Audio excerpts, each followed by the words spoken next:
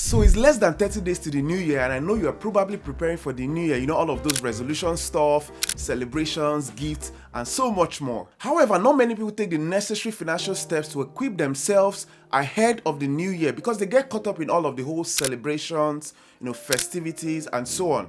Unfortunately, many of these people are hit by unfavorable surprises by the time they get into the new year because they didn't take the necessary steps ahead of time. And of course, this significantly sets them back financially.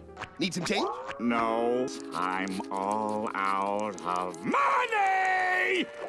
So I'm actually here to help you overcome this challenge. So in this video, I'll be walking you through 12 things you need to do before the year runs out so you can start 2024 on a strong financial note. So for ease of navigation for you, I've listed all the 12 chapters I'll be talking about in the description below, including their timelines, so feel free to skip to any part that appeals more to you. So the first thing you need to do is to reflect on your current year's activities. So I want you to take some time out of your busy schedule, pick up your goals, your achievements for the year, and compare what you were able to achieve during the year against what you had planned to achieve for the year. So all I'm trying to simply say is that just take some time to reflect on all the activities you carried out during the year, try to identify lessons you learned, the mistakes you made, what you could improve on, and just document them down. Remember the Chinese proverb that says that the faintest ink is more powerful than the strongest memory, so writing them down will make a significant difference for you. The second thing you need to do is to set your goals and budgets for 2024. So I don't want you to be like those people that wait until the new year to set up their new year resolutions, their goals, their objectives for the new year in the new year. It's always best and most efficient to set up your goals by the end of the previous year. So I just really recommend that all your goals should not be limited to only financial factors. You can look at educational, spiritual, and other areas that are also very important to you. Now, while setting up your goals for the new year, ensure to reflect on the previous one you had written, which I talked about in point 1, all of your lessons learned, your mistakes you made, things you could correct on. Just pick some of those lessons and transfer them into the new year and identify what you want to include as your new goals for the current year. So if you remember the saying by Abraham Lincoln, if you give me 6 hours to cut a tree down, I'll spend the first 4 hours sharpening my axe. In other words, planning is very essential and it helps to condition your mindset for achievement by the new year.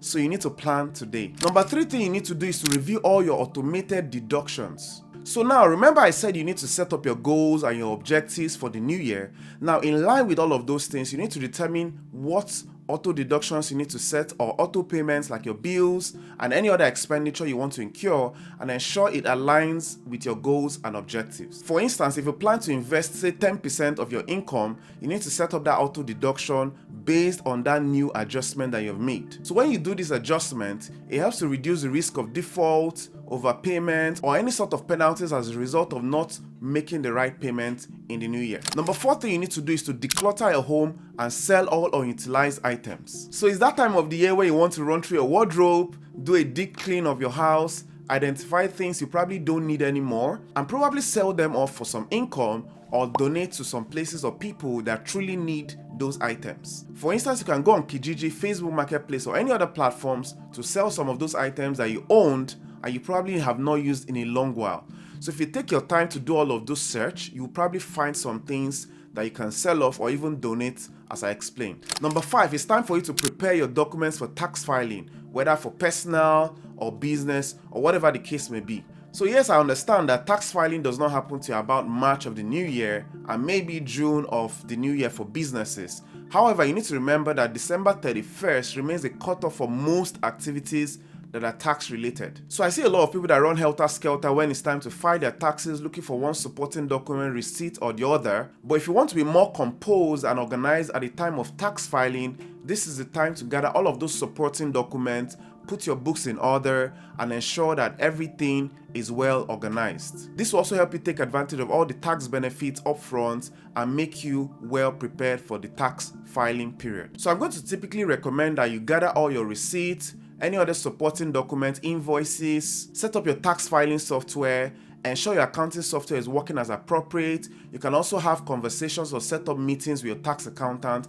When you do all these things, it keeps you organized upfront. The 6th focus area which you need to do is take advantage of your first home savings account. So if you're a first-time home buyer or you probably don't own a home at the moment and you don't have an FHSA, that's First Home Savings Account, this is the time to open one now. As you are well aware, FHSA rule for the year 2023 was $8,000. Unfortunately, if you do not create an account right now, you're going to completely miss out on that room, which means that you cannot carry over the unutilized room of $8,000 into the new year, and that means you completely lose that unutilized room. Also, if you look at it from the perspective of your tax returns, your contributions can help to reduce your tax liability for the current year's filing, which means you might have more returns, possibly. Unfortunately, you don't have the grace period of 60 days like RESP. The cutoff still remains December 31st. Number 7 thing you need to take advantage of is what I call review and file your benefits claim. So most employers' health benefits are designed to expire by December 31st of each year. Now, if you don't take advantage of this, especially if you truly need it for your health challenges, then you lose out completely. It's also important for you to check that the benefits that you enrolled in 2023 still applies for 2024. So review those benefits and see if you need to tweak it or adjust as appropriate. In addition to all of this, you need to look out for your insurance coverages. Now, when you look at your insurance, like your auto insurance, your home insurance, your life insurance, and so much more, review them to see if the coverage remains adequate for you in the new year. Number 8 thing you need to take into consideration is the TFSA contributions. So the TFSA contribution deadline is December 31st, and of course, luckily, you can carry the room over to the new year. However, if you know that you're going to be needing the funds in your TFSA account in the early part of the new year, that's in 2024, it's best for you to withdraw that amount right now in 2023. And I'm going to explain to you why. If you withdraw that amount early in 2024, you lose that room for the rest of the whole year. So let's assume you had $10,000 balance in your TFSA account as at December 31st, 2023, which you carried over to 2024, of course, and you plan to use $2,000 out of it for a travel or trip in January 2023. If you withdraw the $2,000, automatically you have lost the $2,000 room for the rest of the year, which means that you lose out on the opportunity to gain interest or dividends or whatsoever benefit on that $2,000 which you are going to withdraw for the rest of 2024. So ensure to set that $2,000 aside in 2023 December so that you go into the new year with that room available. So the 9th thing you need to do is make donations before the end of the year. So if you're looking to get benefits or tax returns from your donations in 2023, then you need to contribute before the cutoff date of December 31st. And even if you look beyond the tax benefits, of course, there are many people that are in need today considering the high prices, so your donations could be helpful to them. The 10th thing you need to do is to update your beneficiary designations. So if you had major life-changing events during the year like childbirth, marriages, divorce, change of jobs, or you started a new business, then ensure that you update all your beneficiaries in all the contract documents today. Also, you need to update documents like your bank account, your retirement account, pension savings, life insurance policies, your annuities, and so much more. So you need to ensure that all these are updated ASAP. So the 11th important thing you need to do is to contribute to your RESP plan.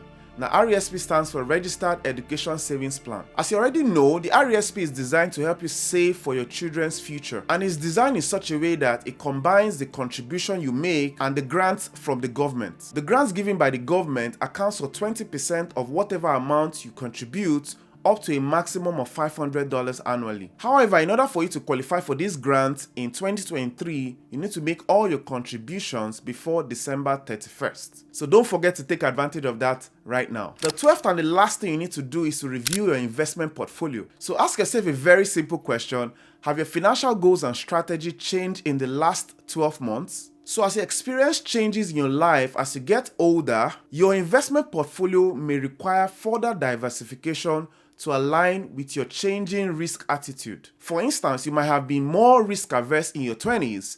In your 30s, or when you get married or have more kids, you might actually get more risk averse. So you need to review your investment portfolio to check if it still aligns with your overall goal and strategy for yourself and, of course, the future of your family. So when you do this review, it helps you identify any changes you need to make, and of course, it helps you identify if there are issues that need to be addressed promptly. Alright, thanks for taking the time to watch and listen to this video, and I hope you found it very helpful. And most importantly, don't forget to like and of course share this video with whoever would also find this video helpful to their own decision making as well. Above all, don't forget to hit that subscribe button so you don't miss any other interesting content I'll be pushing out for the rest of the year and in the new year. Happy holidays and take care.